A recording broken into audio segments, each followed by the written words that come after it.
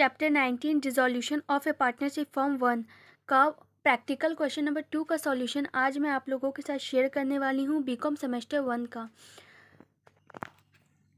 Book में meaning दिया हुआ है, meaning of dissolution of firm का। डिसॉल्यूशन ऑफ फर्म का meaning, dissolution of a firm means closing of the business of the firm where all the partners sever their relations with the firm. Dissolution of a firm का meaning होता है firm का business को बंद कर देना, जहाँ सारे पार्टनर्स, सेवर मतलब होता है एंड कर देते हैं अपने रिलेशन को फर्म के साथ। ये एक छोटा सा डिफिनीशन बुक में दिया हुआ है डिसॉल्यूशन ऑफ फर्म का। Chapter 19 dissolution of a partnership firm, इसका रिक्वायरमेंट है working notes, general entries in the books of firms, ledger बनेगा, realisation account, nominal account. Realisation account nominal account होता है। नॉमिनल अकाउंट का रूल है debit all expenses and losses, credit all income and gains. फिर जॉइंट पार्टनर्स कैपिटल अकाउंट बनेगा, bank account बनेगा, पार्टनर्स लोन अकाउंट बनेगा इसमें। सो गाइज, ये रियलाइजेशन अकाउंट का फॉर्मेट है, इसी से रियलाइजेशन अकाउंट बनेगा क्वेश्चन नंबर 2 में। In the books of firm realisation account, particulars amount. So guys, question में बैलेंस शीट में फिक्स एसेट दिया हुआ है 1500, करेंट एसेट दिया हुआ है, इसमें कैश इंक्लूड है, तो कैश 400 है, तो 800 में से 400 माइनस करेंगे कैश, तो बचेगा 400, तो वो करेंट एसेट हो जाएगा। तो करेंट एसेट 400 दिया हुआ है। सो गाइज, रियलाइजेशन अकाउंट का डेबिट साइड में टू सन्ड्री एसेट्स करके उसके अंदर में दिखाएंगे फिक्स एसेट 1500, करेंट एसेट 400, 1500 और 400 को ऐड करके बाहर में 1900 दिखाएंगे। सो गाइज, रियलाइजेशन अकाउंट का फॉर्मेट में सन्ड्री एसेट बोला है, डेबिट में दिखाया है यहाँ पर। सन्ड्री मीन्स होता है टोटल, इसलिए हम सन्ड्री एसेट को डेबिट में दिखाया है रियलाइजेशन अकाउंट में। बुक में क्रेडिटर्स 500 दिया हुआ है। So guys, to cash account करके क्रेडिटर को 500 पेमेंट करेंगे। सो गाइज, रियलाइजेशन अकाउंट का फॉर्मेट में टू बैंक अकाउंट करके payment of liabilities debit side में दिखाया है, इसलिए हम क्वेश्चन नंबर 2 में liability. So guys, realisation account का फॉर्मेट में टू बैंक अकाउंट करके पेमेंट ऑफ लाइबिलिटीज़ को डेबिट साइड में दिखाया है। क्रेडिटर भी एक लाइबिलिटी होता है, इसलिए हम क्वेश्चन नंबर 2 में टू कैश अकाउंट करके क्रेडिटर को पेमेंट किए 500 डेबिट साइड में दिखाया। क्वेश्चन में एक्सपेंसेस दिया है 150। रियलाइजेशन अकाउंट में टू कैश अकाउंट करके एक्सपेंस हम पेड करेंगे 150 डेबिट साइड में दिखाएंगे, टू कैश अकाउंट एक्सपेंस।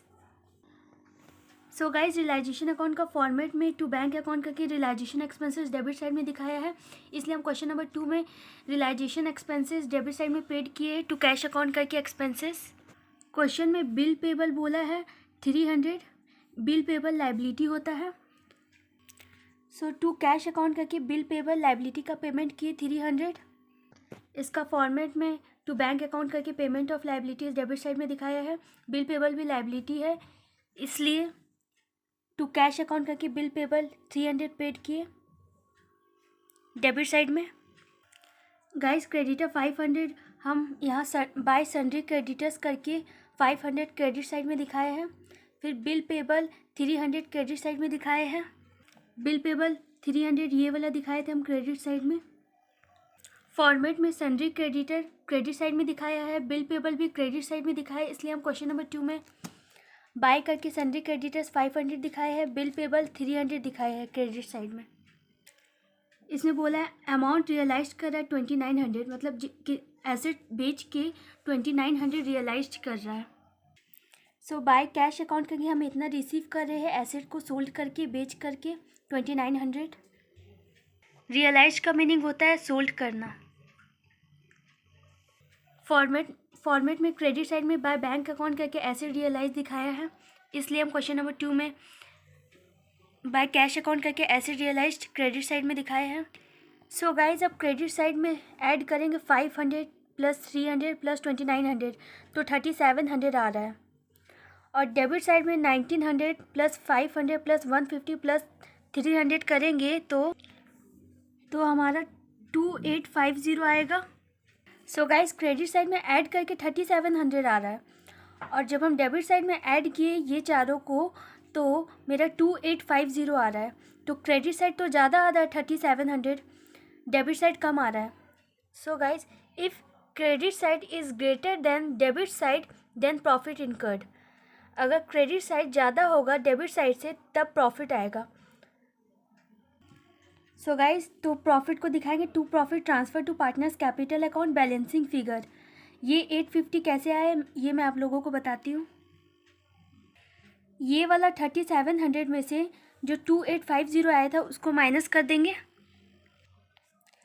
3700 में 2850 माइनस कर देंगे तो 850 आएगा। तो ये प्रॉफिट हो गया। Balancing figure 850। अब 850 को हम क्वेश्चन अब कुछ बोला नहीं कि प्रॉफिट या लॉस आएगा तो उसको किस रेशियो में डिस्ट्रीब्यूट करेंगे, तो हम लोग इक्वली डिस्ट्रीब्यूट करेंगे।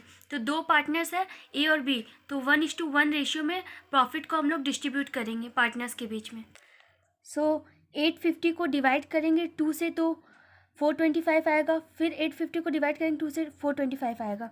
तो ए और बी में बढ़ गया 850 1:1 का रेशियो में। अब ये पूरा टोटल करेंगे तो 3700 आएगा। गाइज, मैं आप लोगों को फिक्स एसेट का मीनिंग बता देती हूँ। फिक्स एसेट वो एसेट होता है जिसको हम परचेज करते हैं लॉन्ग टर्म यूज़ करने के लिए और जिसको कैश में हम तुरंत कन्वर्ट नहीं करते, जैसे लैंड, बिल्डिंग, इक्विपमेंट। ये फिक्स एसेट का एग्जाम्पल हो गया। और करेंट एसेट वैसा एसेट होता है जिसको हम 1 साल के अंदर कैश में कन्वर्ट कर देते हैं। कैश इसका एग्जाम्पल हो गया करेंट एसेट का। सन्ड्री का मीनिंग होता है टोटल, एसेट का मीनिंग होता है संपत्ति।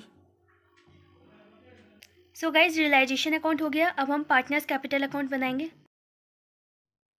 Joint partners capital account. So guys, balance sheet में कैपिटल दिया हुआ है, ए का दिया है 1000, बी का दिया हुआ है 700। बाय बैलेंस बी डी करके ए में 1000 दिखाएंगे, बी में 700 दिखाएंगे। तो गाइज, रियलाइजेशन अकाउंट का डेबिट साइड में प्रॉफिट दिया हुआ है, ये पार्टनर्स कैपिटल अकाउंट का क्रेडिट साइड में दिखाएंगे। बाय रियलाइजेशन अकाउंट करके प्रॉफिट ऑन रियलाइजेशन 1:1। ये 425 ए का जो प्रॉफिट है वो ए में दिखाएंगे और ये 425 जो बी का प्रॉफिट है वो पार्टनर्स कैपिटल अकाउंट बी में दिखाएंगे 425। सो गाइस, फॉर्मेट में भी बोला है बाय रियलाइजेशन अकाउंट के profit on realisation credit side में दिखाना है।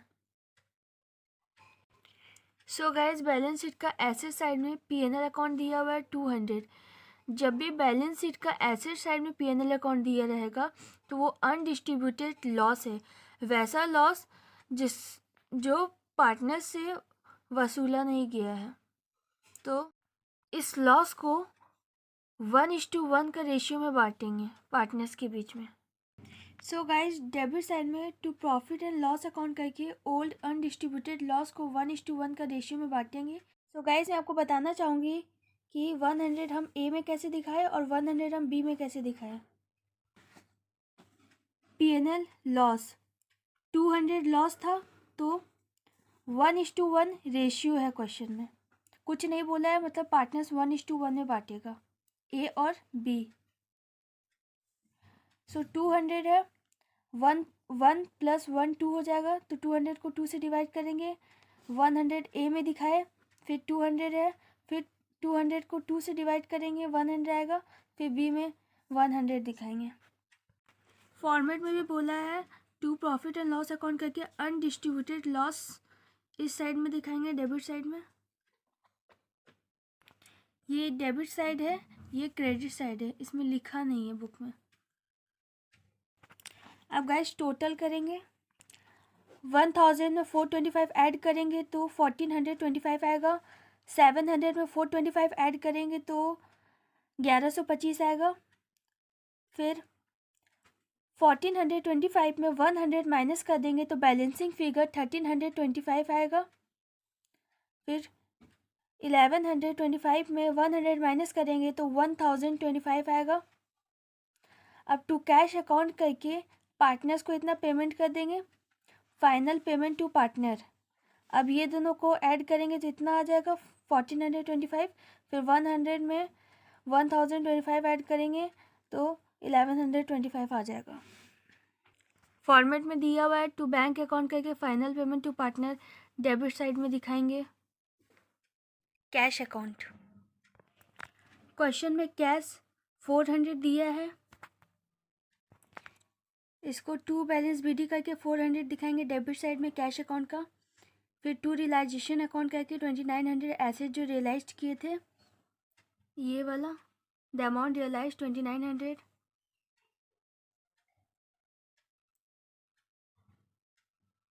सो गाइज ये कैश एंड बैंक अकाउंट का फॉर्मेट है। इसमें टू बैलेंस बीडी को डेबिट साइड में दिखाया है, इसलिए हम लोग भी टू बैलेंस बीडी को डेबिट साइड में दिखाए थे कैश अकाउंट क्वेश्चन नंबर 2 में। इसमें to realisation account asset sold दिखाया है डेबिट साइड में, तो हम लोग भी दिखाए थे क्वेश्चन नंबर 2 का सॉल्यूशन में कैश अकाउंट में।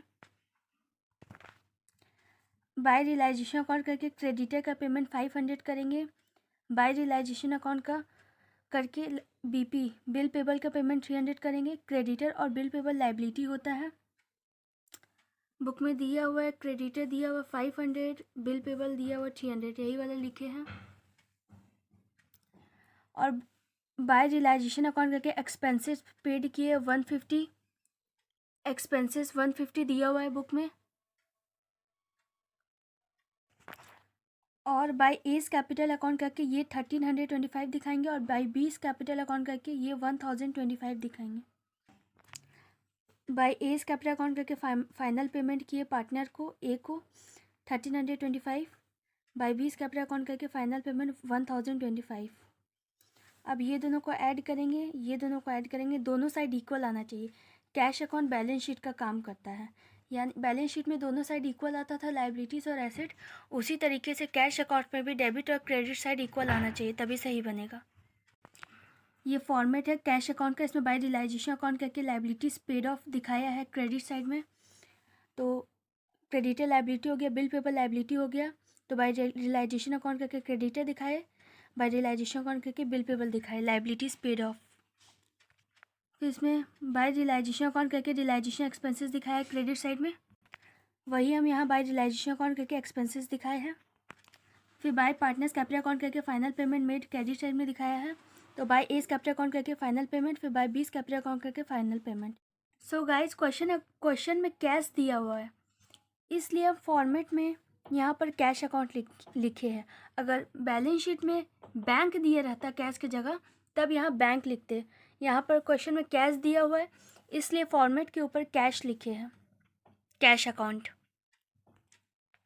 क्वेश्चन में कैश दिया हुआ है बैलेंस शीट में, इसीलिए लाइबिलिटी का भी पेमेंट कैश से किए हैं, सारा पेमेंट कैश से किए हैं। लाइबिलिटी एक्सपेंस और एसेट को रियलाइज किए, मतलब एसेट बेचने पर जो भी रिसीव हुआ उसको भी रिसीव किए कैश में दिखाए हैं। अगर बैंक बोलता तो बैंक में करते।